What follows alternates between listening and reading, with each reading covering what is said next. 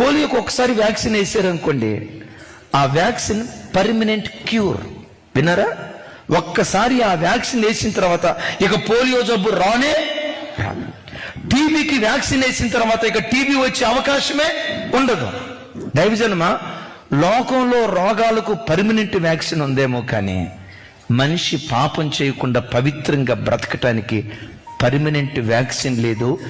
ఏ క్షణంలోనైనా మనిషి పాపం చేసే అవకాశం ఉంటుంది. అందుకనే ప్రతి బిడ్డ ఏ దినానికి కావలసిన కృప ఆ దినం పొందుకునేటువంటి వాడై ఉండాలి. ఏ దినానికి కావలసిన భక్తి ఆ రోజే మనం సమకూర్చుకోవాలి. ఏ నాటికి కావలసిన ప్రార్థన ఆ దినమే మనం సమకూర్చుకోవాలి. ఏ దినానికి కావలసిన వాక్యం ఆ దినానే మనం సమకూర్చుకోవాలి.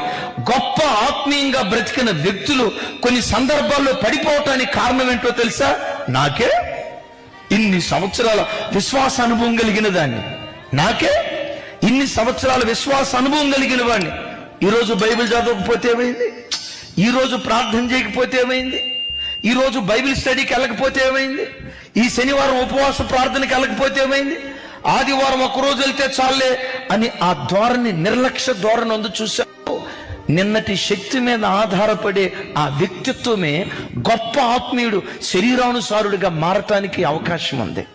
అందుకని దైవజనమా, ఈ మాట బాగా గమనించండి. ఏ నాటి భక్తి ఆనాడే మనము